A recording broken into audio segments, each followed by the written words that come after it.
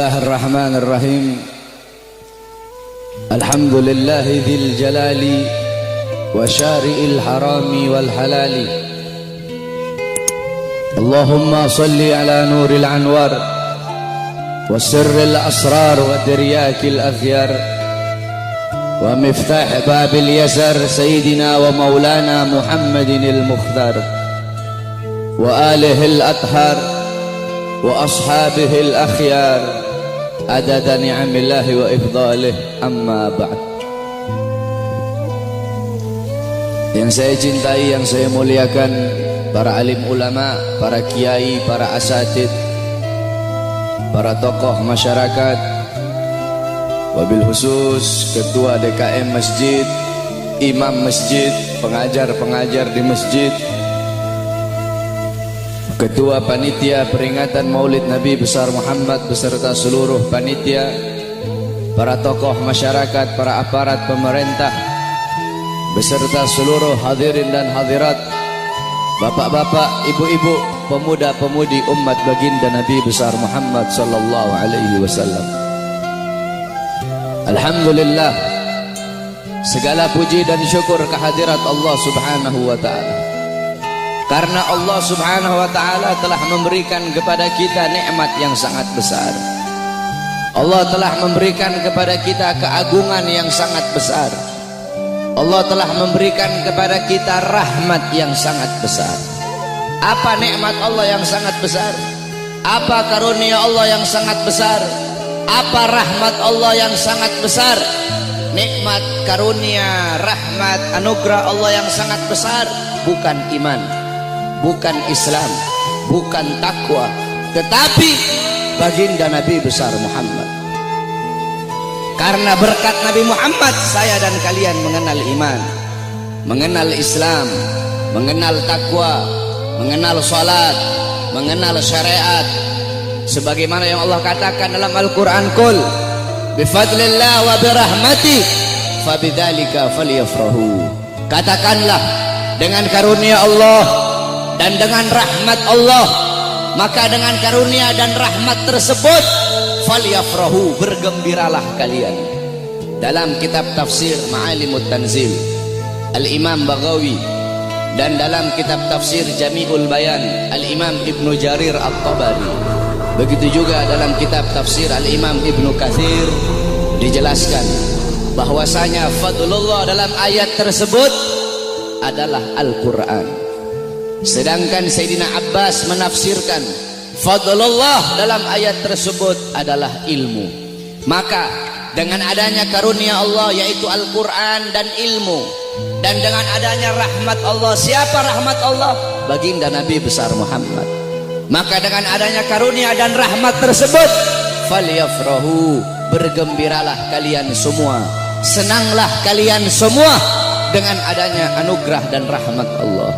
Duduknya kita di sini sebagai bukti kegembiraan kita dengan adanya baginda Nabi besar Muhammad sallallahu alaihi wasallam. Beliau nikmat yang begitu besar, beliau rahmat Allah yang sangat besar untuk kita semua, dan Allah jadikan kita sebagai umatnya beliau. Allah jadikan kita sebagai umatnya Nabi Muhammad, umat yang terbaik, umat yang paling mulia, umat yang paling agung, umat yang kelak di yaumil qiyamah akan menjadi pemimpin daripada seluruh umat-umat, seluruh umat dari zaman Nabi Adam hingga akhir zaman. Umat yang dimana akan berdiri di posisi paling depan membawa benderanya baginda Nabi besar Muhammad. Umat yang sangat dibangga-banggakan oleh Nabi Muhammad. Umat yang dimana para nabi-nabi dan rasul terdahulu mereka iri kepada kita sebagai umat Nabi Muhammad. Dalam kitab Nashihul Ibad Al-Imam Ibnu Hajar Al-Asqalani dijelaskan bahwasanya Nabi Allah Adam alaihi salam, beliau berkata, aku iri kepada umat Muhammad. Aku iri kepada umat Muhammad. Kenapa? Karena Allah memberikan kepada mereka 4 macam kemuliaan yang tidak pernah Allah berikan kepadaku, tapi Allah berikan kepada mereka. Apa 4 macam kemuliaan yang Allah berikan untuk kita tapi tidak Allah berikan kepada Nabi Adam? Yang pertama kata Nabi Allah Adam alaihissalam, Allah menerima taubatku ketika aku berada di kota Mekah saja, tidak di kota-kota yang lain. Tetapi bagi umat Nabi Muhammad, dimanapun mereka bertaubat, Allah terima taubatnya. Ketahui saudara-saudara, Nabi Allah Adam ketika Allah keluarkan dari sorga, itu Allah turunkan di India, di bawah kaki gunung Himalaya. Siti Hawa Allah turunkan di Jeddah, Iblis Allah turunkan di Basrah. Selama 450 tahun Nabi Adam bertaubat, taubat beliau belum diterima oleh Allah Subhanahu wa Ta'ala. Ketika beliau berada di kota Mekah, baru taubat beliau diterima. Itu pun karena beliau membawa namanya baginda Nabi besar Muhammad. Beliau berdoa, ya Rabb bihaqqi Muhammad, ya Allah, demi hak Muhammad, demi kehormatan Muhammad, kemuliaan Muhammad, keagungan Muhammad, terima taubatku ya Allah. Wa qala Allah ya Adam, kaifa arafta Muhammad wa lam ahlagahu? Wahai Adam, dari mana kau mengetahui wujud Muhammad sedangkan aku belum ciptakan wujudnya Muhammad? Qala Adam, ya Rabb, innaka lama khalaqtani rafa'tu ra'si wa ra'aitu ala qawaimil arsy maktub la ilaha illallah Muhammadur Rasulullah. Ya Allah, ketika kau tiupkan roh, aku angkat kepalaku ke atas dan aku lihat di tiang-tiang arsy, di tiang-tiang sorga tertulis la ilaha illallah Muhammadur Rasulullah. Dari situ aku tahu bahwasanya Muhammad bukan manusia biasa. Sebab tidak mungkin engkau akan meletakkan nama makhluk di samping namamu, kecuali pasti makhluk itu makhluk yang paling kau cintai ya Allah. Makanya aku bawa nama Muhammad dalam pertaubatanku kepadamu dengan harapan agar engkau menerima taubatku. Apa kata Allah? Sadaqta ya Adam, betul apa yang kau katakan itu wahai Adam. Kalau engkau bermohon kepadaku dengan membawa nama Muhammad, ketahuilah telah aku ampuni dosamu wahai Adam. Walaula Muhammad ma khalaqtuka ya Adam, dan kalau bukan karena Muhammad, tidak akan aku ciptakan engkau wahai Adam. Allah menerima taubat Nabi Adam ketika beliau berada di kota Mekah. Apa kata Nabi Adam? Sedangkan bagi umat Muhammad, dimanapun mereka berada, saya dan kalian kalau mau bertobat dari dosa, tidak harus kita ke Mekah, saudara-saudara. Kita bertobat dimanapun tempatnya. Taubatan nasuha, menyesali perbuatan dosa, tidak mengulangi perbuatan dosa, itu taubat kita diterima oleh Allah. Sedangkan kata Nabi Adam, tapi aku hanya di kota Mekah, tidak di tempat yang lain. Sedangkan umat Muhammad dimanapun mereka bertaubat, Allah terima taubat mereka. Itu pertama, tidak pernah Allah kasih untukku, tapi Allah kasih untuk kita sebagai umat Muhammad. Yang kedua, kata Nabi Adam, ketika aku berbuat salah, Allah pisahkan aku dengan istriku Hawa hanya karena satu kesalahan. Satu kesalahan aku perbuat, aku makan buah khuldi, Allah pisahkan aku dengan Hawa selama ratusan tahun. Tetapi bagi umat Muhammad, pagi, siang, sore, malam mereka bermaksiat, tidak Allah pisahkan mereka dengan anak dan istri mereka. Aku cuma satu kali Allah pisahkan aku dengan Hawa. Umat Muhammad ribuan kali, jutaan kali bermaksiat, tidak Allah pisahkan mereka dengan anak dan istri mereka. Yang ketiga, kata Nabi Adam, aku berbuat salah dalam keadaan berpakaian, dalam keadaan tertutup auratku. Karena Allah murka, Allah lepaskan pakaianku sehingga terlihat auratku. Tetapi bagi Muhammad kebalik, mereka berbuat dosa dalam keadaan telanjang, tapi tetap Allah kasih mereka pakaian. Aku berbuat salah dalam keadaan berpakaian, Allah lepaskan. Umat Muhammad, mereka berbuat dosa dalam keadaan melepaskan pakaian, tapi tetap Allah kasih mereka pakaian. Yang keempat, kata Nabi Adam, aku berbuat salah di dalam sorga. Di dalam sorga aku berbuat salah, Allah murka, Allah keluarkan ke dunia.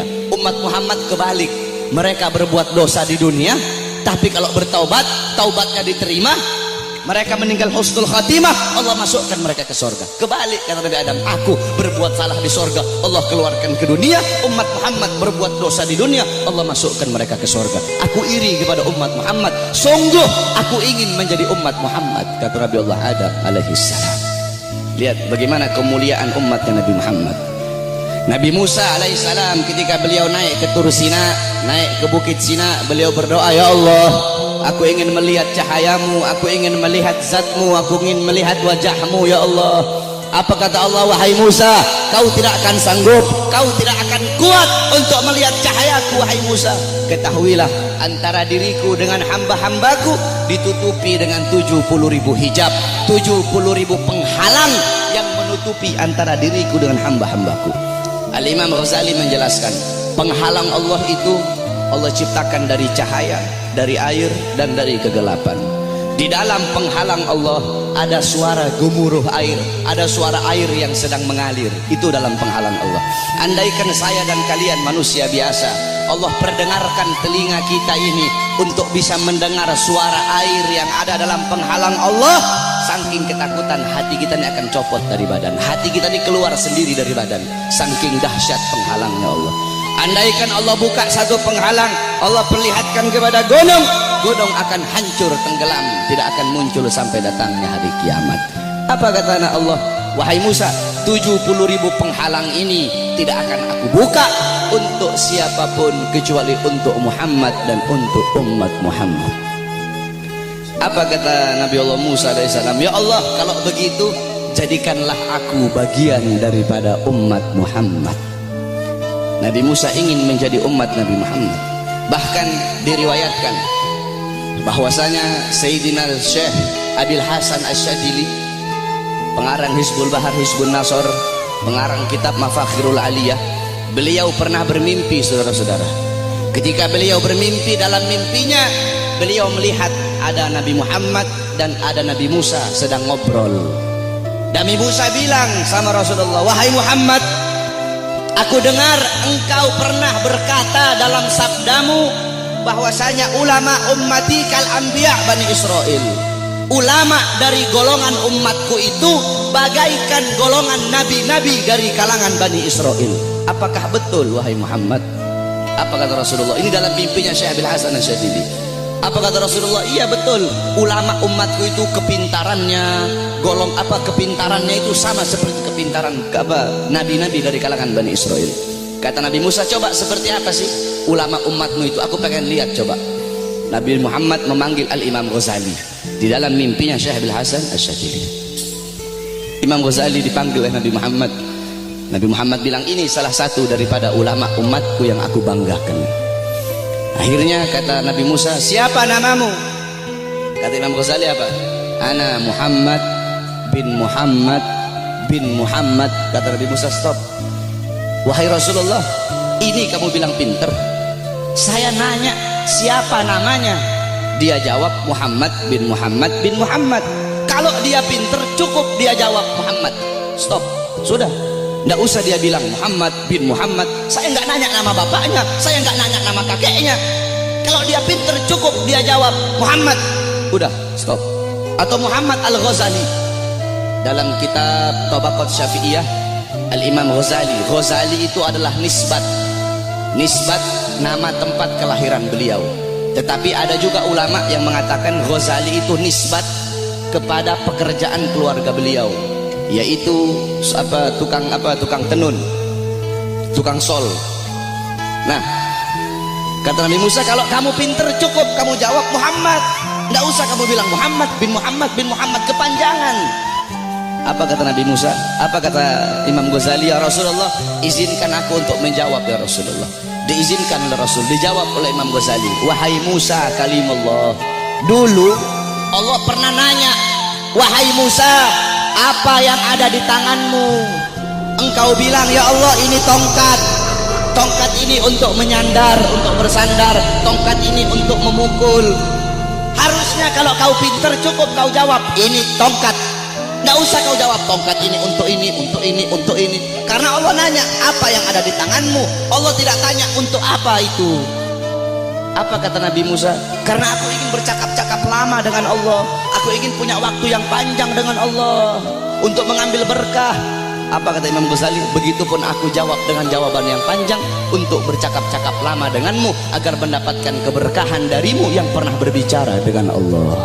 Baru diakui oleh Nabi Musa kepintaran ulama daripada umatnya Nabi Muhammad sallallahu alaihi wasallam. Coba kau lihat dalam kitab Khasaisul Ummatul Muhammadiyah, dalam kitab keutamaan kekhususan yang Allah kasih kepada umat Nabi Muhammad, umat terdahulu, saudara-saudara, kalau mereka berbuat dosa, Allah tidak segampang akan mengampuni dosa mereka.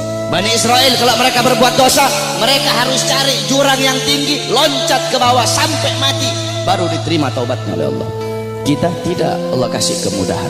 Umat terdahulu kalau anggota tubuh mereka ada yang terkena najis harus dihilangkan dengan kulit-kulitnya. Kita tidak, terkena najis cukup hilangkan najis itu. Kalau mughaladhah najisnya berat, pakai air dicampur dengan tanah. Allah kasih kita kemudahan, Allah kasih kita keutamaan. Kenapa? Karena kita adalah umat Nabi Muhammad. Kuntum khairu ummatin ukhrijat linnas. Kamu sekalian umat yang paling bagus, umat yang paling baik, umat yang paling utama, umat yang paling mulia yang Allah keluarkan untuk segenap manusia. Kenapa kau jadi umat yang terbaik? Kenapa kau jadi umat yang termulia? Bukan karena salatmu, ibadahmu, amalmu, ilmumu, bukan.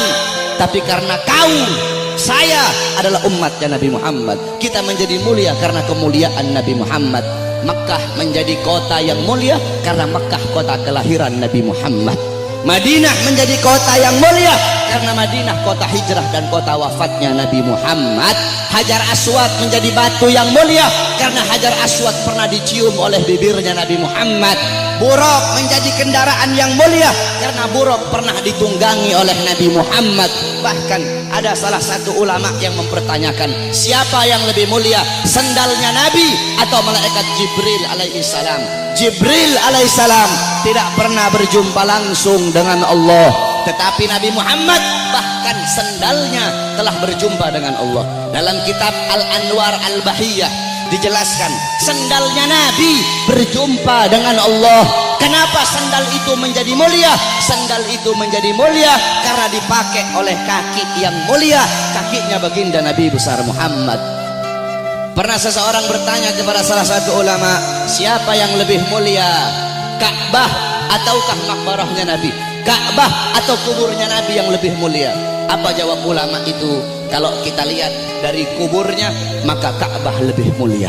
Tetapi kalau dilihat dari sesuatu yang bersemayam dalam kubur itu, maka sesuatu yang bersemayam dalam kubur itu lebih mulia ribuan jutaan kali daripada Ka'bah. Siapa? Nabi Muhammad sallallahu alaihi wasallam. Kita menjadi mulia karena Nabi Muhammad. Ma madahtu Muhammadan bi qasidati walakin mudiha qasidati bi Muhammadin. Tidaklah aku memuji Nabi dengan syairku, aku tidak memuliakan Nabi dengan syairku, aku tidak mengagungkan Nabi dengan syairku, tetapi syairku yang menjadi mulia karena telah memuliakan Nabi Muhammad. Syairku yang menjadi agung karena telah mengagungkan Nabi Muhammad. Syairku yang menjadi terpuji karena telah memuji Nabi Muhammad. Kalian semua yang duduk di sini merayakan Maulid Nabi. Nabi Muhammad tidak butuh, tapi kita yang butuh untuk merayakan Maulid Nabi Muhammad. Kamu duduk di sini memuliakan Nabi, mengagungkan Nabi. Nabi tidak butuh, tapi kamu yang butuh untuk memuliakan dan mengagungkan Nabi Muhammad. Kamu duduk di sini bersolawat kepada Nabi, memuji Nabi, mengagungkan Nabi. Itu tidak akan menambahkan kemuliaan Nabi. Kalau dengan kamu bersolawat menambahkan kemuliaan Nabi, berarti Nabi butuh dengan solawatmu. Nabi tidak butuh, tapi kamu dan saya yang butuh dengan bersolawat kepada Nabi. Kita memuliakan Nabi tidak akan menambahkan kemuliaan Nabi, tapi itu menambahkan kemuliaan kita. Kita tidak bersolawat, tidak mengagungkan beliau, itu juga tidak akan mengurangi kemuliaan beliau. Karena beliau kemuliaannya lautan jadi tinta, pohon jadi pena, digunakan untuk melukis kemuliaan Nabi. Lautan jadi tinta, pohon jadi pena, tidak akan sanggup untuk melukis tentang kemuliaan Nabi Muhammad. Maka saya dan kalian menjadi mulia karena kemuliaan Nabi Muhammad sallallahu alaihi wasallam. Nabi Allah Adam, saudara-saudara, Allah memerintahkan kepada seluruh penghuni langit untuk bersujud kepada Adam. Kenapa, saudara-saudara? Para ulama mengatakan, pertama, untuk memuliakan nur Nabi Muhammad yang ada dalam tulang sulbi Nabi Adam alaihissalam. Makanya kenapa ketika iblis tidak mau bersujud, Allah sangat-sangat murka. Allah tidak memandang Nabi Adamnya, tetapi yang Allah pandang nur Nabi Muhammad yang ada dalam tulang sulbi Nabi Allah Adam alaihissalam. Saudara-saudara, para ulama-ulama salaf kita itu kalau dengar azan, mereka pasti meletakkan kedua jempolnya ini di langit-langit. Mereka letakkan di langit-langit, kemudian mereka usap di kelopak mata mereka sambil berkata, marhaban bi habibi wa qurrati aini. Kenapa, saudara-saudara? Dulu Nabi Adam alaihissalam itu selalu dibuntuti oleh malaikat. Kemanapun Nabi Adam pergi diikuti oleh malaikat. Nabi Adam bertanya, ya Allah, kenapa setiap aku pergi kok di belakangku selalu ada malaikat? Apa kata Allah? Karena mereka tertarik dengan nur yang ada dalam tulang sulbimu. Apa nur yang ada dalam tulang sulbimu? Nur itu adalah nur daripada nanti salah satu cucumu. Kemudian apa kata Nabi Adam? Ya Allah, kalau begitu tolong pindahkan nur ini ke hadapanku ya Allah. Dipindahkan nur Nabi Muhammad di hadapan Nabi Allah Adam alaihissalam. Ketika dihadapkan di hadapan Nabi Allah Adam, malaikat yang di belakang semua berdiri di depan Nabi Allah Adam alaihissalam. Nabi Adam ini penasaran seperti apa bentuknya ini nur sampai malaikat begitu tertarik. Apa kata Nabi Allah Adam? Ya Allah, kalau begitu tolong pindahkan nur ini di kedua kukuku agar aku bisa melihat seperti apa nur itu. Ditaruh nur Nabi Muhammad di kukunya Nabi Allah Adam. Ketika Nabi Allah Adam melihat keindahan nurnya Nabi Muhammad, Nabi Allah Adam berkata, marhaban bihabibi wa qurrati aini. Baru beliau usapkan. Lihat bagaimana Allah Subhanahu wa taala memuliakan Nabi Allah Adam, karena dalam tulang sulbinya terdapat nur baginda Nabi besar Muhammad sallallahu alaihi wasallam. Allah menyelamatkan Nabi Allah Nuh. Allah selamatkan Nabi Allah Nuh dari banjir yang besar, dari musibah yang besar. Kenapa? Karena dalam tulang sulbi Nabi Allah Nuh terdapat nur baginda Nabi besar Muhammad. Allah selamatkan Nabi Allah Ibrahim alaihissalam dari api Namrud. Kenapa? Karena dalam tulang sulbi Nabi Allah Ibrahim terdapat nur baginda Nabi besar Muhammad. Allah menyelamatkan Nabi Allah Ismail ketika akan disembelih, Allah rubah menjadi seekor domba. Allah selamatkan Nabi Allah Ismail. Kenapa? Karena dalam tulang sulbi Nabi Allah Ismail terdapat nur baginda Nabi besar Muhammad. Dan saya dan kalian nanti di akhirat akan diselamatkan. Kenapa? Karena saya dan kalian umat Nabi Muhammad sallallahu alaihi wasallam. Oleh karena itu saudara-saudara, bagi kami para habaib, maulid bukan hari raya, tapi bagi kami maulid lebih mulia dan lebih agung daripada hari raya. Di tempat saya bapak-bapak di Sulawesi itu kami santri-santrinya guru tua. Guru tua itu Al-Imam Al-Habib Idrus bin Salim Al-Jufri. Kami itu ketika datang bulan maulid, semua rumah kami cat baru. Datang bulan maulid, semua rumah kami cat baru. Kampung kami hias, jalan kami baguskan. Hanya di bulan maulid, tidak di bulan yang lain. Hari raya, rumah kami tidak kami cat baru. 17 Agustus, rumah kami tidak kami cat baru. Maulid, rumah kami cat baru. Kenapa? Karena bagi kami maulid adalah hari yang paling mulia di muka buminya Allah Subhanahu wa taala. Kenapa bisa seperti itu? Dalam kitab Tuhfa, dalam kitab Hawashi Syarwani ala Tuhfal Muhtaj. Hawashi Syarwani itu kitabnya Al-Imam Syarwani.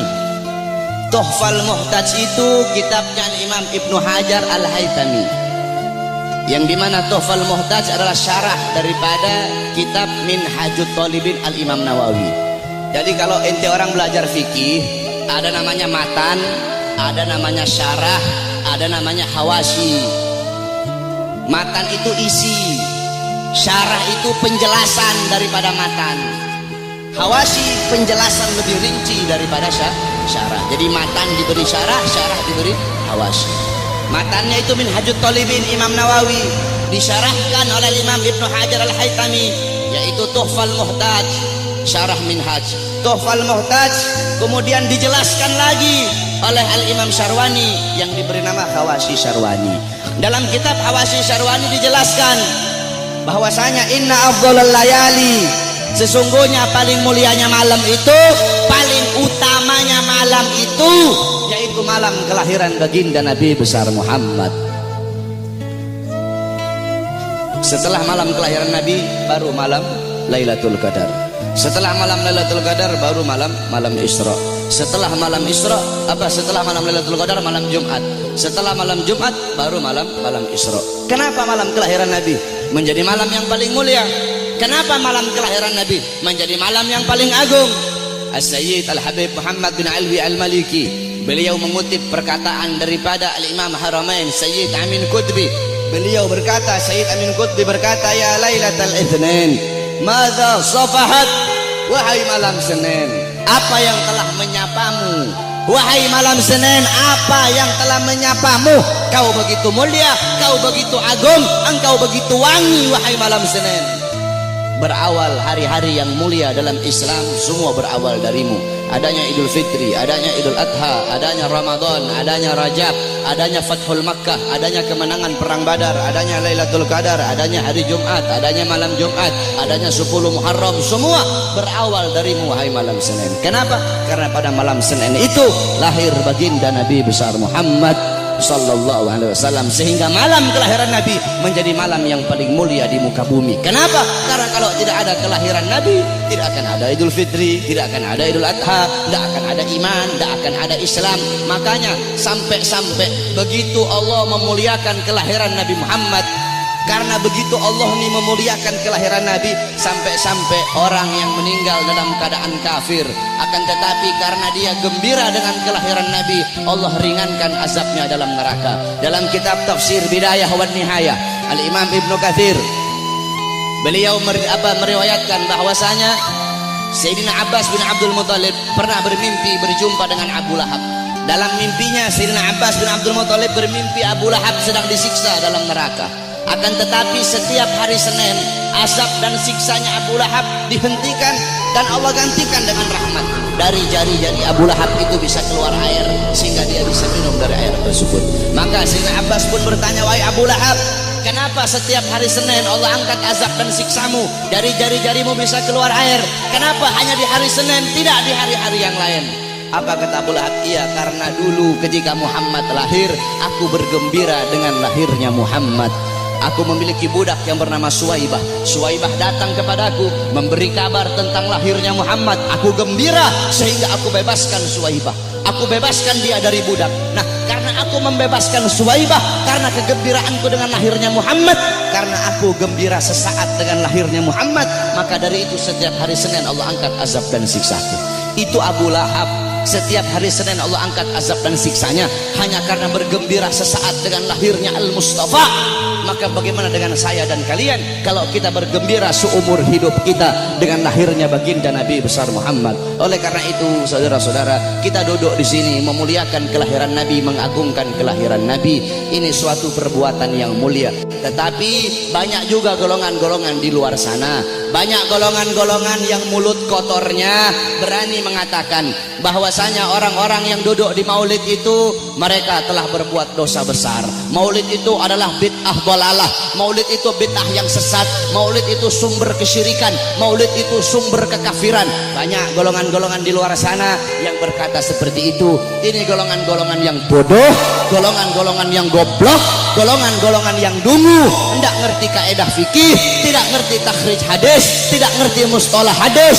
Baru belajar beberapa tahun di Arab Saudi, pulang baru punya jenggot 8 lembar 9 lembar, sudah berani menyesat-nyesatkan orang yang duduk di majelis maulidnya Nabi Muhammad sallallahu alaihi wasallam. Saudara-saudara, kalau kita mau lihat bid'ahnya, luarnya iya bid'ah, luarnya bid'ah, luarnya covernya bid'ah, covernya ini sesuatu yang baru, tetapi intisari, lubabnya, intisari yang ada dalam peringatan maulid ini bukanlah sesuatu yang bid'ah.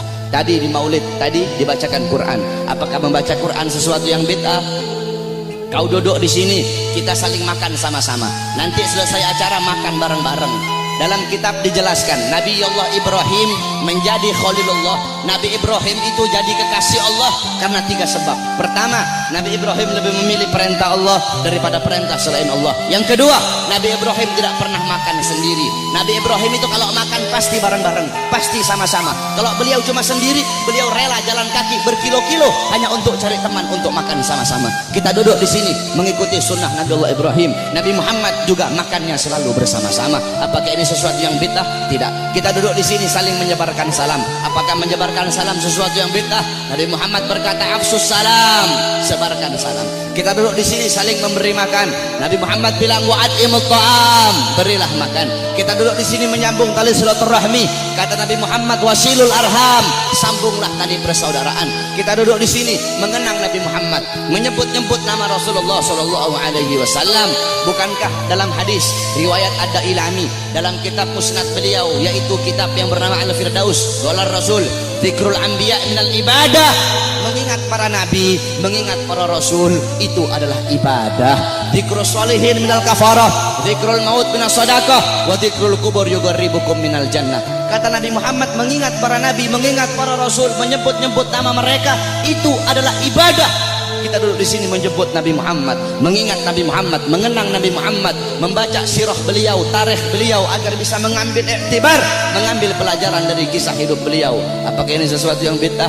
Tidak. Kita duduk di sini bersolawat kepada Nabi Muhammad. Bukankah Allah berkata, Innallaha wa malaikatahu yusholluna 'alan nabi ya ayyuhalladzina amanu shollu 'alaihi wa sallimu taslima. Apakah salawat sesuatu yang bid'ah? Tidak. Kita duduk di sini menuntut ilmu. Saya dan kalian duduk di sini untuk menuntut ilmunya Allah. Menuntut ilmu fardhatun. Menuntut ilmu hukumnya sangat-sangat wajib.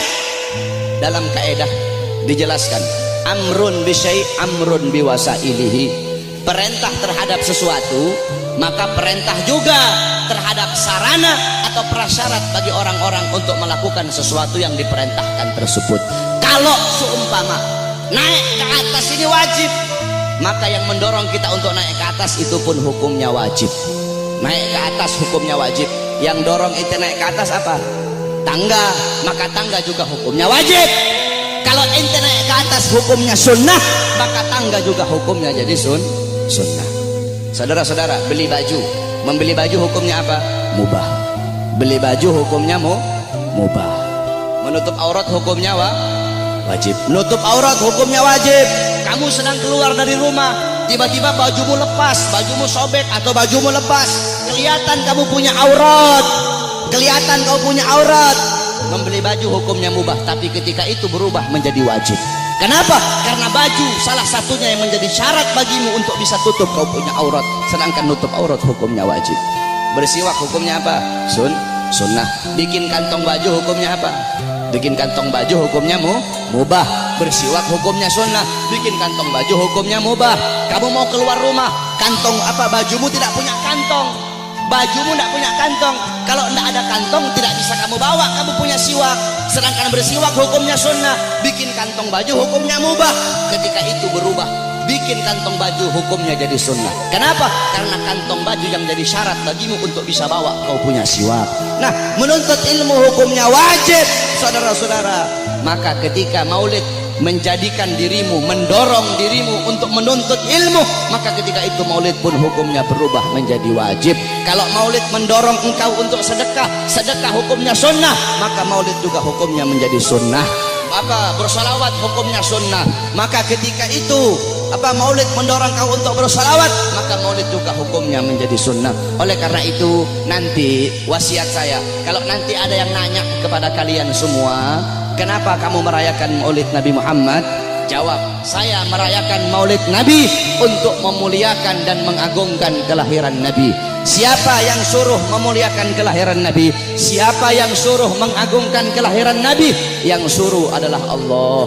Ayat tadi itu, qul bi fadlillah wa bi rahmati fabidzalika falyafrahu. Katakanlah dengan anugerah dan rahmat Allah, dengan rahmat itu falyafrahu, gembira kalian, senanglah kalian dengan adanya karunia dan rahmat Allah Subhanahu wa taala. Saudara-saudara, ada beberapa ibadah yang sengaja dikaitkan dengan sejarah. Contohnya haji. Haji itu ibadah wajib, sengaja dikaitkan dengan sejarah Nabi Allah Ibrahim, mulai dari wukuf, tawaf, sa'i, melempar jumrah, sehingga ibadah haji menjadi ibadah wajib. Berpuasa pada tanggal 10 Muharram. Berpuasa pada tanggal 10 Muharram itu sengaja dikaitkan dengan sejarah Nabi Musa alaihi salam. Ketika Rasulullah nanya sama Yahudi Madinah, kenapa kalian berpuasa pada tanggal 10 Muharram? Kata Yahudi Madinah, karena kami bersyukur atas selamatnya Nabi Musa dari kejaran tentara Fir'aun. Apa kata Rasulullah? Nahnu ahaqqu bi Musa minkum. Kami lebih berhak atas Musa daripada kalian. Rasul pun memerintahkan para sahabat untuk berpuasa pada tanggal 10 Muharram, sehingga berpuasa pada 10 Muharram menjadi ibadah sunnah. Saudara-saudara, para ulama mengatakan, jikalau perhatikan kata-kata ini, jikalau berpuasa pada tanggal 10 Muharram menjadi ibadah sunnah karena bersyukur atas selamatnya Nabi Musa, maka bagaimana dengan terselamatkan seluruh alam semesta ini berkat adanya Nabi Muhammad? Selamat Nabi Musa, kalian bersyukur dengan berpuasa di tanggal 10 Muharram. Maka bagaimana dengan terselamatkan seluruh alam semesta berkat Nabi Muhammad sallallahu alaihi wasallam. Saudara-saudara, kita ini udah telat. Saya dan kalian udah telat, saudara-saudara. Yang pertama kali memuliakan kelahiran Nabi, yang pertama kali mengagungkan kelahiran Nabi adalah Allah Subhanahu wa taala. Tetapi Allah punya cara lain. Cara Allah tidak sama dengan cara kita. Cara kita memuliakan hari kelahiran Nabi, duduk di sini undang para ulama, para habaib, para kiai, minta nasihat dari beliau-beliau, bersolawat, baca maulid. Itu cara kita. Tapi Allah punya cara sendiri. Bagaimana cara Allah memuliakan kelahiran Nabi? Yang pertama kali memuliakan kelahiran Nabi itu Allah, bukan manusia, bukan malaikat, Allah Subhanahu wa taala. Bagaimana caranya Allah memuliakan kelahiran Nabi?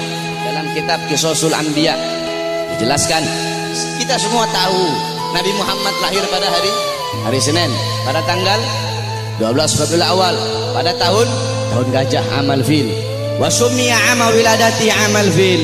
Dinamakan tahun kelahiran beliau itu tahun gajah, li'anna malikal Habasyah, karena raja Habasyah mengutus tentara-tentara yang menaiki gajah yang besar. Untuk apa? Lihadmil Ka'bah, untuk merusak Ka'bah, untuk menghancurkan Ka'bah. Tapi Allah punya rencana lain. Allah mengutus burung ababil dari neraka Sijil. Satu ekor burung bawa 2 buah batu, 3 buah batu. 1 batu di mulutnya, 2 batu ditaruh di kakinya. Dengan izin Allah itu burung terbang. Allah perintahkan untuk melemparkan itu batu di atas kepala tentara gajah. Ketika itu batu jatuh di atas kepala tentara gajah, tembus sampai ke kaki, saudara-saudara. Allah hancurkan pasukan gajah. Kenapa Allah hancurkan pasukan gajah? Ikraman, untuk memuliakan dan mengagungkan kelahiran baginda Nabi besar Muhammad sallallahu alaihi wasallam. Padahal bagi Allah tidak mustahil kalau Allah mau hancurkan pasukan gajah sebelum mereka nyerang, bisa Allah hancurkan. Tapi kenapa Allah hancurkan ketika mereka menyerang Ka'bah? Untuk memuliakan kelahiran dan keagungan, untuk mengagungkan kelahiran baginda Nabi besar Muhammad. Siapa saudara-saudara yang merobohkan istana Romawi? Ketika Nabi Muhammad lahir, istana Romawi roboh. Siapa yang robohkan? Allah. Kenapa Allah robohkan istana Romawi di hari lahirnya Nabi? Padahal tidak mustahil kalau Allah mau robohkan sebelum Nabi Muhammad lahir, bisa bagi Allah. Allah merobohkan sebelum Nabi Muhammad lahir, bisa. Tapi kenapa Allah robohkan di hari lahirnya Nabi? Ikraman, untuk memuliakan dan mengagungkan kelahiran baginda Nabi besar Muhammad. Siapa yang memadamkan api Majusi, api yang selama ribuan tahun tidak pernah padam? Nabi Muhammad lahir, api Majusi menjadi padam. Siapa yang memadamkan? Allah. Kenapa Allah padamkan api Majusi di hari lahirnya Nabi? Kok tidak di hari-hari sebelumnya? Padahal tidak mustahil bagi Allah untuk memadamkan api Majusi sebelum Nabi Muhammad lahir, bisa. Tapi kenapa di lahirnya hari Nabi Muhammad? Ikraman, untuk memuliakan dan mengagungkan kelahiran Nabi Muhammad. Oleh karena itu Allah saja memuliakan kelahiran Nabi, Allah saja mengagungkan kelahiran Nabi. Maka kita siapa kok tidak memuliakan dan tidak mengagungkan kelahiran baginda Nabi besar Muhammad sallallahu alaihi wasallam. Oleh karena itu saudara-saudara, cintai beliau, jadikan beliau sebagai teladanmu, jadikan beliau sebagai pedomanmu, jadikan beliau sebagai idolamu. Nabi Muhammad mencintai kalian, Nabi Muhammad sangat cinta kepada kalian, sampai-sampai kata Sayyidina Ali, Sayyidina Ali karramallahu wajha, inna Rasulillah fi akhir nafsi harakat syafatayhi marratain fa'alqaitu sam'i fasami'tuhu yaqul ummati ummati faqubida Rasulullah sallallahu alaihi wasallam wa qala law kanatid dunya tadumu li wahidin la kana Rasulullah fiha mukhallada. Apa kata Sayyidina Ali pada saat detik-detik terakhir nafasnya Nabi Muhammad? Aku melihat beliau menggerakkan bibirnya dengan 2 kali gerakan. Aku dekatkan telingaku, aku mendengar beliau berkata ummati ummati faqubida Rasul, dan meninggal Nabi Muhammad. Apa kata Sayyidina Ali? Lau kanatid dunya tadumu li wahidin la kana Rasulullah fiha mukhallada. Andaikan bisa satu wujud hidup abadi di muka bumi, yang paling pantas itu cuma Nabi Muhammad. Saking mulianya Nabi besar Muhammad sallallahu alaihi wasallam. Nabi Muhammad mengorbankan nyawanya, mengorbankan jiwanya untuk siapa? Untuk kalian sebagai umat. Nabi Muhammad, beliau pipi beliau tertusuk tulang sampai tembus ke sebelah. Demi siapa? Demi kalian sebagai umat. Nabi Muhammad gigi gerahamnya patah, gigi gerahamnya Nabi patah. Demi siapa? Demi kalian sebagai umat. Sampai-sampai Uwais Al-Qarni yang berada di Yaman, Uwais Al-Qarni tidak pernah berjumpa dengan Nabi, tapi ketika Uwais Al-Qarni mendengar Nabi Muhammad gigi gerahamnya patah, Uwais Al-Qarni ambil benda tumpul, dia pukulkan di pipinya agar gigi-gigi gerahamnya patah. Kenapa? Dia ingin merasakan apa yang dirasakan oleh Nabi Muhammad SAW. Nabi Muhammad mukanya dilempar dengan kotoran onta, dilempar batu sampai dahinya berdarah. Ketika dahi beliau berdarah, beliau tampung darah itu agar tidak jatuh di atas tanah. Kenapa? Karena kalau darah beliau jatuh di atas tanah, Allah akan tenggelamkan orang-orang yang melempari beliau. Apa kata beliau? Mereka adalah umatku, mereka belum diberi hidayah oleh Allah Subhanahu wa ta'ala. Nabi Muhammad berjuang untuk siapa? Untuk kalian semua sebagai umat. Agar apa? Agar apa? Agar iman sampai. Agar apa? Agar Islam sampai. Agar apa? Agar masjid sampai. Agar apa? Agar ulama sampai. Agar apa? Agar kiai sampai kepada kalian, agar ilmu agama sampai, agar tauhid sampai, agar syariat sampai, agar seluruh ilmu-ilmu itu sampai kepada kalian. Tetapi setelah itu semua sampai, malah kalian sia-siakan. Setelah sholat sampai, malah kalian belakangi. Setelah takwa sampai, malah kalian campakkan. Setelah syariat sampai, malah kalian campakkan. Kalian mengambil budaya barat, kalian mengambil orang-orang barat sebagai teladan kalian, sebagai pedoman kalian, sebagai pedoman anak-anak kalian. Kalian tinggalkan Nabi Muhammad SAW. Mulutmu mengaku umat Nabi, saya umat Nabi, saya umat Islam, tapi kau tidak sholat. Saya umat Nabi, tapi masjidmu sepi. Saya umat Nabi, tapi kedua matamu memandang hal-hal yang haram. Saya umat Nabi, tapi kamu kencingnya berdiri. Saudara-saudara, Masjid Istiqlal, Masjid Istiqlal lo, tahu Masjid Istiqlal? Itu bodoh DKM-nya itu. Kenapa bodoh? Karena mereka bikin tempat kencing berdiri, saudara-saudara. Masjid itu bikin tempat kencing duduk. Masjid bikin tempat kencing berdiri, udah kayak bandara aja. Dorong orang-orang untuk bikin sunnah, dorong orang-orang untuk melakukan sunnah. Ente, ketua masjid, orang-orang yang ada di masjid, bikin tempat kencingnya duduk. Adapun orang yang masuk ke dalam itu kencingnya berdiri atau duduk, urusan mereka. Yang penting kamu telah dorong mereka untuk mengikuti sunnah. Sufyan Ats-Tsauri, tahu Sufyan Ats-Tsauri? Ats-Tsaur itu banteng. Kenapa Sufyan Ats-Tsauri dipanggil banteng? Karena dia masuk ke masjid itu mendahulukan kaki kiri, sehingga terdengar suara ya Tsaur qadimul yumna. Hei banteng, dahulukan kaki kananmu. Ditegur saudara-saudara. Engkau mengaku apa? Engkau mengaku umat Nabi, tapi kedua tanganmu tidak pernah memberi makan golongan-golongan yang dicintai oleh Nabi. Siapa golongan yang dicintai oleh Nabi? Anak yatim, fakir miskin, para janda-janda. Kau ngaku cinta Nabi, tapi kau tidak pedulikan mereka. Kau biarkan mereka dalam keadaan lapar, kau biarkan mereka dalam keadaan teraniaya, sedangkan mereka golongan yang sangat dicintai oleh Nabi Muhammad SAW. Engkau mengaku umat Nabi, tapi kau biarkan besok anak-anakmu merayakan Valentine. Engkau ngaku umat Nabi, tapi kalian para orang tua biarkan anak-anak gadis kalian membuka aurat. Saudara-saudara, makanya jangan heran bapak-bapak yang ada di sini, pasti rata-rata kebanyakan anak-anak kalian kalau cium tangan kepada kalian bukan di hidung, cium tangan kalian di pipi, cium tangan kalian di dahi, itu masih mending kena. Ada yang sampai nggak kena udah dilepas. Padahal harusnya seorang anak itu cium tangan di bawah hidung, bukan di atas hidung. Cium tangan di bawah hidung, kemudian dihirup udara tangan itu, tangan orang tua. Begitu cara anak-anak cium tangan. Tapi kenapa anak-anakmu cium tangan di pipi, anak-anakmu cium tangan di dahi? Karena kalian sebagai orang tua tidak pernah mendidik anak-anak kalian dengan didikannya Nabi Muhammad SAW.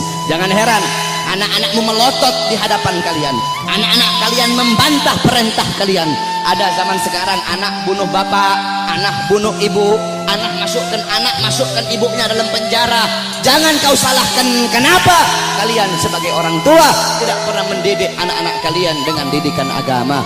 Laisal mar'u yuladu aliman, tidak ada seseorang dilahirkan dalam keadaan alim, tidak ada. Saudara-saudara, kewajiban kalian sebagai orang tua untuk mendidik anak-anak kalian dengan didikan agama. Bapak-bapak zaman sekarang sibuk cari uang, sibuk cari harta, pagi siang sore malam keluyuran cari uang.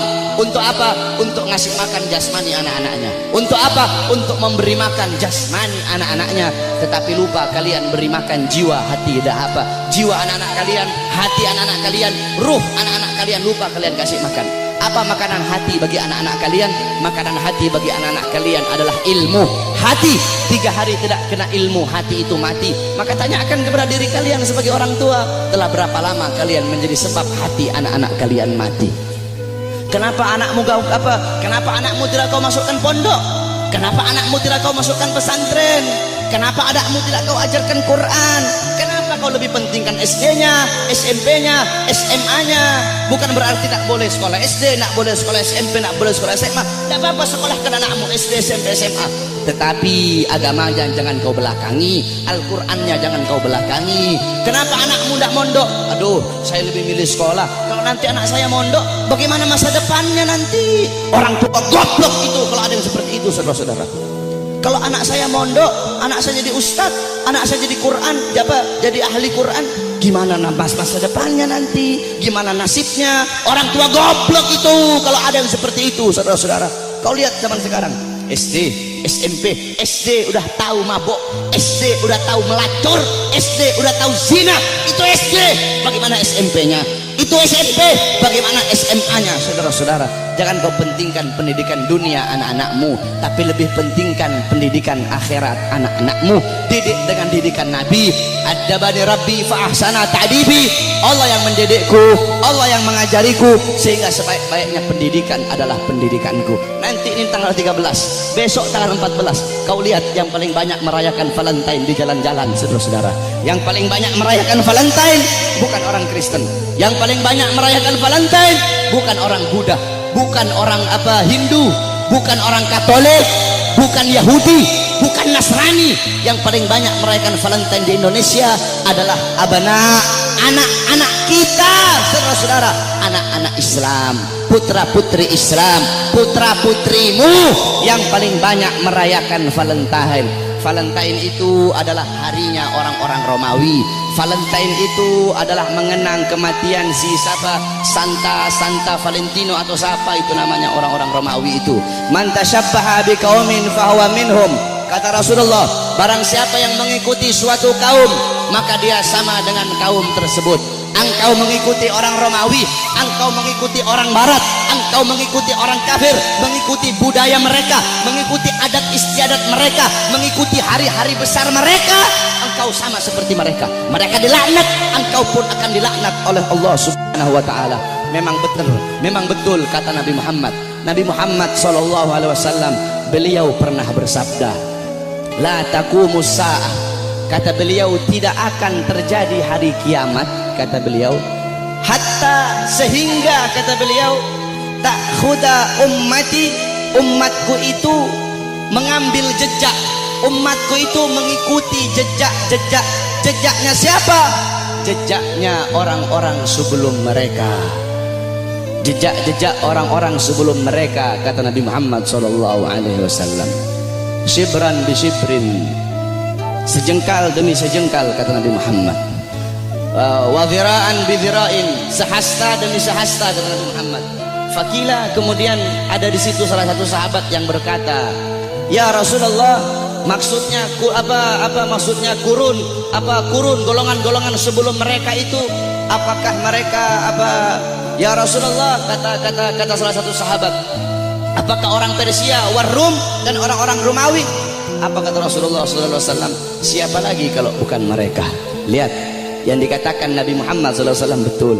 Nanti ada nanti kiamat tidak akan terjadi, kiamat itu tidak akan datang nanti sebelum umatku itu sampai, sehingga umatku akan mengikuti orang-orang Romawi dan orang-orang Persia, baik gaya pakaian mereka, mengikuti hari-hari besar mereka, kata Rasulullah sallallahu alaihi wasallam.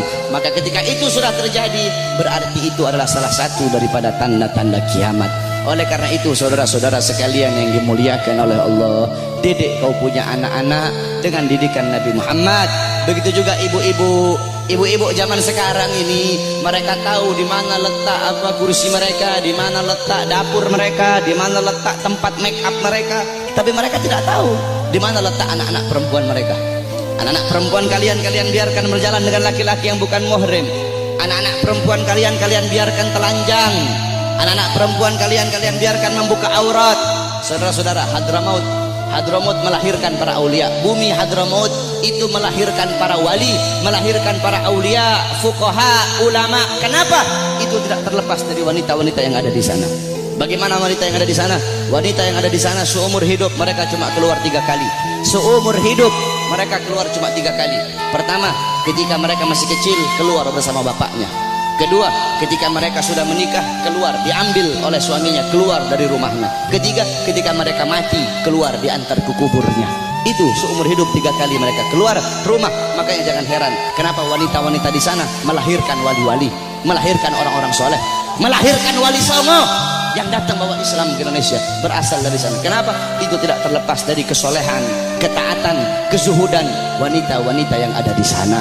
Oleh karena itu para wanita-wanita, para istri-istri, ibu-ibu, jadikan Sayyidatuna Fatimah, Sayyidatuna Khadijah, Sayyidatuna Aisyah, Ummu Salamah, Ummu Aiman, Ummu Sulaim, Siti Khansa, Siti Mutiyah, wanita-wanita di zaman Nabi, wanita-wanita mulia. Jadikan beliau-beliau sebagai uswahmu, sebagai teladanmu, sebagai pedomanmu, agar kau bisa mendidik anak-anakmu dengan didikan Nabi Muhammad. Insya Allah dengan duduknya kita di sini, Allah kasih kita keberkahan, Allah kasih kita Allah kasih kita maghfirah, Allah kasih kita rahmat. Kita bermalam-malaman di sini untuk Nabi Muhammad. Insya Allah kedua mata kita Allah halalkan kelak di yaumil qiyamah untuk memandang wajah indah baginda Sayyidina Muhammad sallallahu alaihi wasallam. Amin amin ya rabbal alamin. Ingat saudara-saudara, tidak ada kata capek untuk Nabi, tidak ada kata mahal untuk Nabi Muhammad. Oh saya bikin maulid ini, aduh bagaimana ini, pusing saya nyari dana. Tidak ada kata mahal untuk Nabi Muhammad. Untuk Nabi triliunan itu tidak ada harganya. Kau bikin maulid, kalian nih takmir masjid bikin maulid, jangankan habis 1 triliun, kalian habis 100 triliun itu murah untuk Nabi Muhammad sallallahu alaihi wasallam. Tidak ada kata mahal untuk Nabi Muhammad. Saudara-saudara, Nabi Muhammad, Sayyidatuna Khadijah semua hartanya habis. Sayyidina Utsman, Sayyidina Umar, Sayyidina Abu Bakar, sampai sebelum Sayyidatuna Khadijah meninggal, apa kata beliau? Wahai suamiku, hartaku semua sudah habis. Nanti kalau aku mati nih, kamu butuh uang, kau gali kuburku, ambil tulang-tulangku, kau jual untuk Islam. Sampai segitunya tidak ada kata mahal. Nah ini kita kadang untuk Nabi kita capek, untuk Nabi ayo udah kemalaman nih, tidak ada kata kemalaman untuk Nabi. Aduh mau ngaji, aduh hujan nih, tidak ada kata hujan untuk Nabi Muhammad. Aduh mau pergi maulid jauh, tidak ada kata jauh untuk Nabi Muhammad. Kemudian jadi banci ente, untuk Nabi capek, untuk Nabi jauh, tidak ada kata jauh untuk Nabi Muhammad. Pakai gaya-gaya, pakai baju my trip, my adventure, tetapi hadir di maulid tidak mau, sholat ke masjid tidak mau. Banci itu, bukan laki-laki itu saudara-saudara. Oleh karena itu sekali lagi, para anak-anak muda, jadilah kalian anak-anak muda yang baik, jadi kalian anak-anak muda yang bagus. Jangan kau ikut orang-orang Yahudi, jangan kau ikut orang-orang Nasrani. Mereka nak bakal bikin kau baik, mereka nak bakal bikin kau bagus, mereka bakal bikin kau buruk, mereka bakal bikin kau terjerumus ke dalam kezaliman, terjerumus ke dalam maksiat, mungkarat, dhalalat, sayyiat. Karena apa saudara-saudara? Nasib desamu nih, nasib kampungmu semua ini ke depan, nasib masjid ke depan, desamu ke depan, itu tergantung anak-anak muda. Kalau anak-anak mudamu baik, ke depan kampungmu jadi kampung yang baik. Tapi kalau anak-anak mudamu rusak, anak-anak mudamu bangsat, ke depan kampungmu akan jadi kampung yang bangsat. Kalau negara sekarang ini anak-anak mudanya baik, kenal Nabi, ke depan negara ini akan jadi negara yang baik. Tapi kalau anak-anak mudanya narkoba, anak-anak mudanya judi, anak-anak mudanya melacur, anak-anak mudanya mabuk, ke depan ini negara akan jadi negara bangsat saudara-saudara. Tetapi kita berdoa kepada Allah, semoga Allah jadikan ini negara-negara aman, ini negara jadi negara yang baik, jadi negara yang makmur. Makmur bukan karena pejabatnya, makmur insya Allah karena doa-doa para ulama dan doa para sholihin. Amin amin ya rabbal alamin. Ya Rabbana syarifna wa karimna bi ru'yati Sayyidinal Mustafa. Ya Rabbana syarifna wa karimna bi ru'yati Sayyidinal Mustafa. Kita doakan para ulama kita, para guru-guru, para ulama, para ustadz, para murabbi kita. Semoga Allah panjangkan umur beliau-beliau, karena beliau-beliau pewaris Nabi, penyambung lidah Nabi, penerus perjuangan Nabi. Semoga Allah panjangkan umur-umur beliau, Allah permudah urusan dunia akhirat beliau, Allah sehatkan jasmani dan ruhani beliau, sehingga ilmu-ilmu beliau bermanfaat untuk kita semua. Amin amin ya rabbal alamin. Wal afu minkum. Wassalamualaikum warahmatullahi wabarakatuh.